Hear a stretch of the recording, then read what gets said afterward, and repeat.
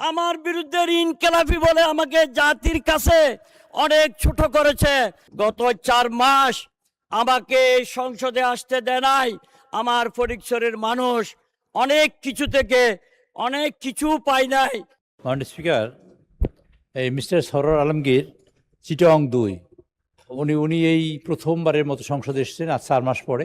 অনেক যুদ্ধ তরাই উত্তরে পেরিয়ে এখানে এসেছেন, এই জন্য আমরা ধন্যবাদ দেই, এই সংসদে তাকে ধন্যবাদ দেই।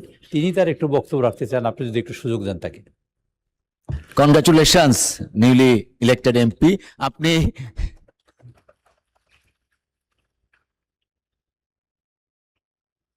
দুই মিনিটের জন্য আপনার ওয়েলকাম স্পিচ আমরা গ্রহণ করলাম। 2 মিনিটস প্লিজ।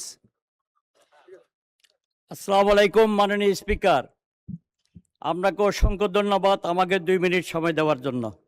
আমাকে আরেকটু বাড়িয়ে দিবেন মাননীয় স্পিকার।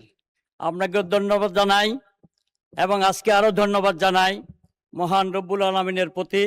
আজকে আমি মহান এই সংসদে আসতে পেরে ধন্যবাদ জানাই মাননীয় প্রধানমন্ত্রীকে, যিনি শহীদ রাষ্ট্রপতি জিয়াউর রহমানের সন্তান। আমরা চট্টগ্রামের লোকজন বলে সূর্য সেনের চট্টগ্রাম, প্রীতিলতার চট্টগ্রাম, মনিরুজ্জামান ইসলামাবাদীর চট্টগ্রাম। আমি আজকে মহান সংসদে বলে আমাদের এই চট্টগ্রাম শহীদ রাষ্ট্রপতি জিয়াউর রহমানের চট্টগ্রাম, এই চট্টগ্রাম থেকে শহীদ রাষ্ট্রপতি জিয়াউর রহমান কালুরঘাট বেতার কেন্দ্রে গিয়া রাজনৈতিক নেতৃত্ব যখন ব্যর্থ হয়েছিল, তখন শহীদ জিয়া স্বাধীনতার ঘোষণা দিয়ে 71 সালে রণাঙ্গনে যুদ্ধে ঝাঁপিয়ে পড়ে এই বাংলাদেশকে স্বাধীন করেছেন মাননীয় স্পিকার। আরও বলি মাননীয় স্পিকার, চট্টগ্রাম 2 নির্বাচনী এলাকা ফটিকছড়ি শহীদ রাষ্ট্রপতি জিয়াউর রহমানের নির্বাচনী এলাকার মতোই ধরতে গেলে এই ফটিকছড়ি এলাকা দিয়ে রামগড় হয়ে হিন্দুস্তানে সে বারবার গিয়েছিল 71 সালে।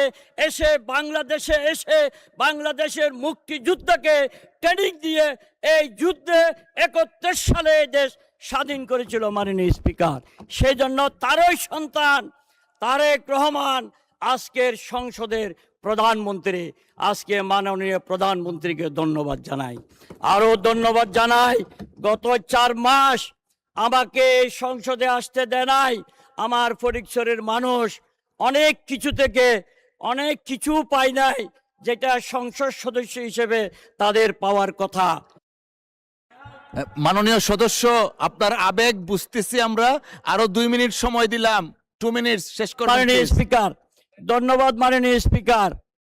যারা ইনসাফের কথা বলে, আমার বিরুদ্ধে কোনো ব্যাংকের মামলা ছিল না, আমার বিরুদ্ধে ইনকিলাবি বলে আমাকে জাতির কাছে অনেক ছোট করেছে।